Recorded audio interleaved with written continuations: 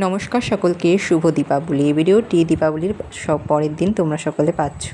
তো ছাদে চলে গিয়েছিলাম দীপাবলির জন্য। যে প্রদীপগুলো কিনে নিয়েছি সেই প্রদীপগুলো ধুয়ে ছাদে রোদ্রে দিয়েছি, কারণ দীপাবলির সন্ধ্যাবেলায় প্রদীপগুলো লাগবে তার জন্যই। তো এই কটা প্রদীপ কিনে আনা হয়েছিল। এরপরে ভগবানের বাসনগুলো পরিষ্কার করে, যেহেতু আজকে সোমবার, তো বাবা মহাদেবের কে আজকে কিছু দুধ দিয়ে অভিষেক করলাম। বাড়িতে যা ছিল তা দিয়ে ভগবান শিবের পুজো করেছি। দুধ দিয়ে অভিষেক করার পরে জল দিয়ে অভিষেক করেছি।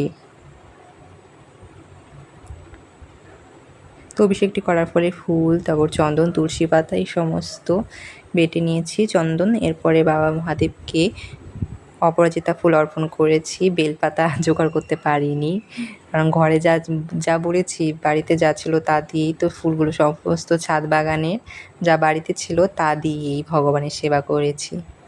তো এরপরে ভগবানের জন্য আনা হয়েছিল এখানে ক্ষীর দই। তো ক্ষীর দই ভগবানের সেবার জন্য দিচ্ছি। তো এখানে ক্ষীর দইটি খুলে নিয়েছি। এরপরে ভগবানের পুজো প্রায় কমপ্লিট। আমি এরপরে কোনো ভিডিও করিনি, বেশি ভিডিও করি নাই কারণ সময় পাইনি। তখন বোঝো যে এতটা ভিডিও করে ওঠা হয় না সময়ের জন্য। পরে কিছু জিনিস এখানে মোমবাতি টোমবাতি, কলার ভেলা, যেগুলো প্রদীপ ভাসানো হবে আমাদের। তো ভগবানের প্রসাদ দর্শন করো। নমস্কার।